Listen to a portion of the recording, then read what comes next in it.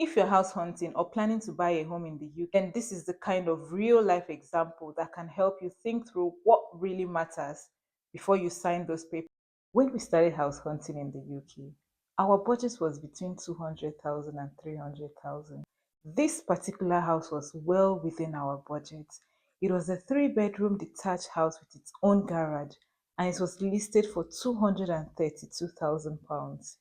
We seriously considered this house, but in the end, we left it. We walked away, and here's why.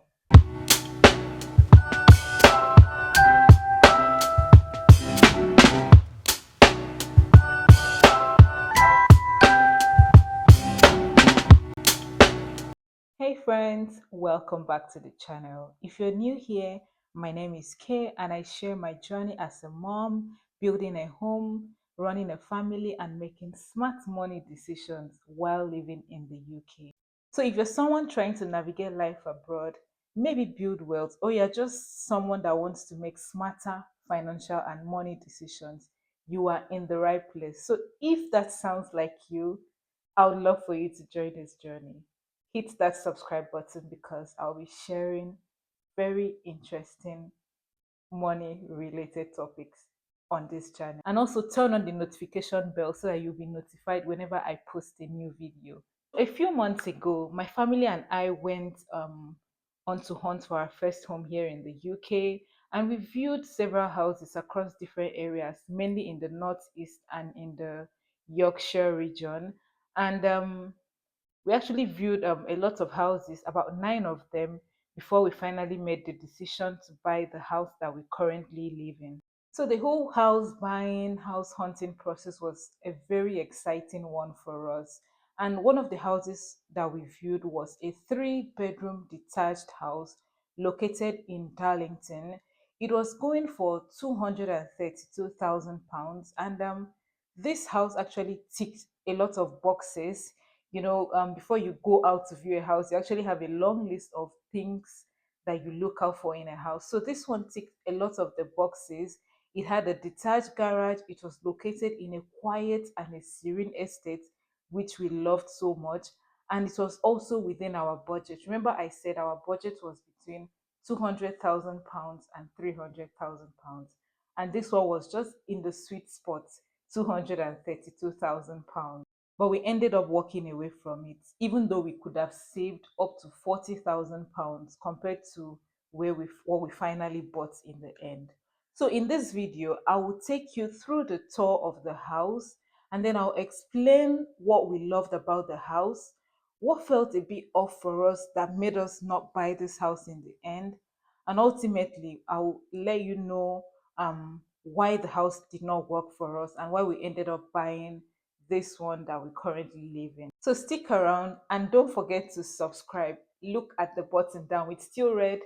Hit that subscribe button. And if you are on your own house buying journey, please let me know in the comments. I'll be sharing a lot of more tips relating to house buying, settling in the UK as a mom, budgeting, and a lot of things, even the lessons that we've learned from living in the UK for the past 3 years. So please do not miss out anything. I've shared some tours already, which you can go back to check on my channel.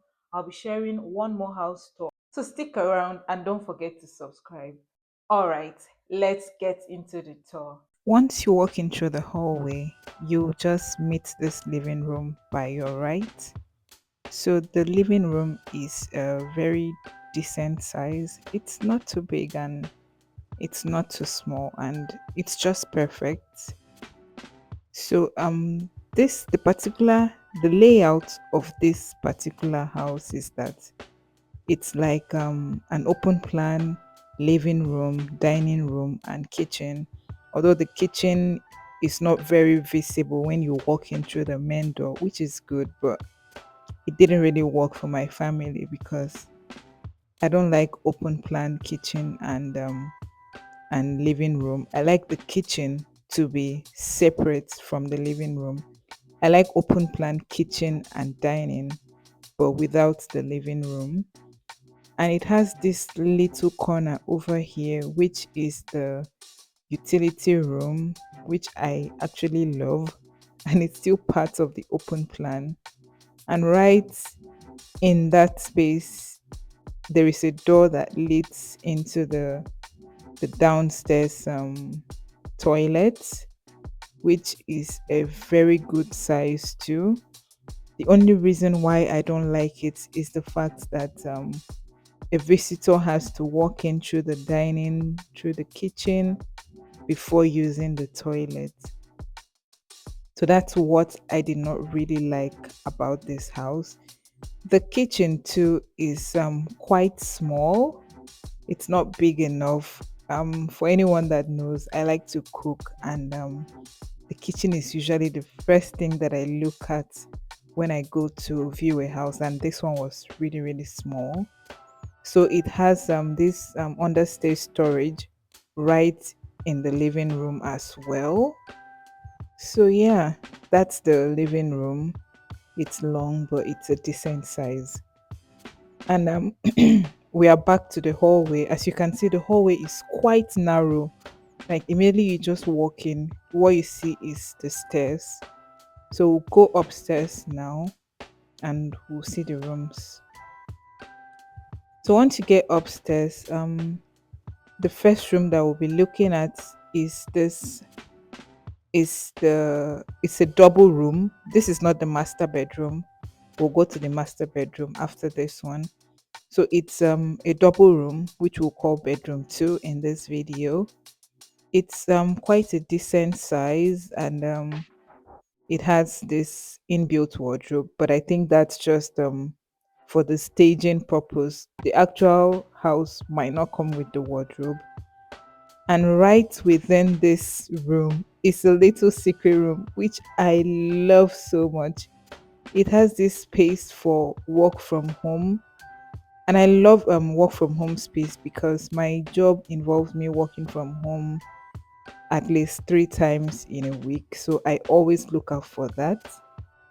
However, compared to what we bought at the end of the day, we actually needed more space because the house that we ended up buying has a separate room as an office downstairs. Yeah, but I actually really like this concept of a study in the second bedroom. And then we'll move to the next room. So this is the smallest room in the house. It's actually a double room, but it's not a very big one. But I think it's a very good size for a double room because it can take the wardrobe comfortably and a double bed, and it still has a space for a desk. So this house is a 3 bedroom, and I think it's great for small families. But we're already thinking long term, and that was why we did not go for this house. We have 2 children that are growing really fast, and we actually wanted a separate room for a guest bedroom and also a separate room for a study because my husband and I work from home. So having a study is very important, and also having a separate guest room is important so that we do not disturb the guests. Whenever we have guests, we can always have a way to work. So this is the family bathroom, which is good. It has bathtub, and it's just a normal 3 piece bathroom, and it's beautiful. I love the mirror on the wall, and I think we're going to do something like that in our bathroom. So watch out for the video because I'm going to post a furnished house tour very soon. And finally, up here is the master bedroom. So this is the master bedroom. It's lovely, it's spacious, and it has this ensuite bathroom here with the shower cubicle and every other thing that comes in a bathroom. So looking back, this particular house would have saved us a lot of money. because we ended up paying over £40,000 more for the house that we eventually bought.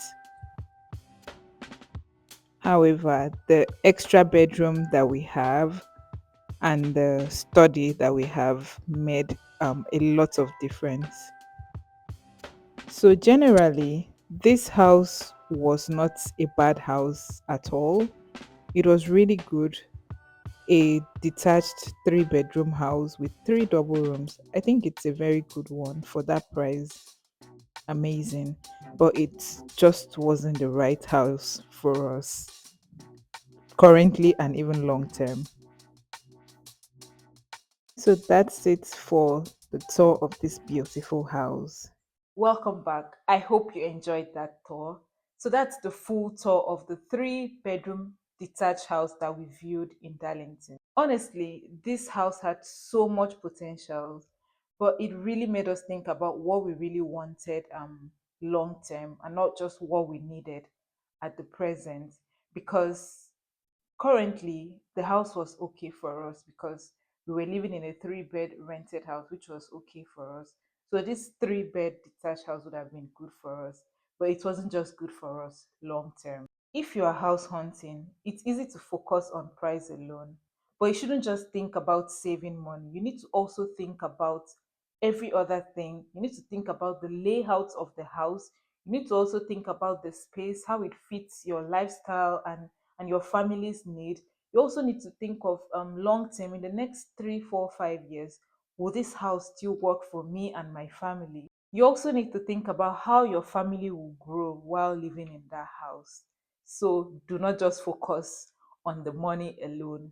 So tell me, would you have bought this house, or would you have still preferred our own house? And if you haven't watched my full house tour yet, I have linked it in the description box. So please check it out. I know you will love it. And please don't forget to subscribe if you're on the same house buying journey, because I'll be sharing real home buying tips.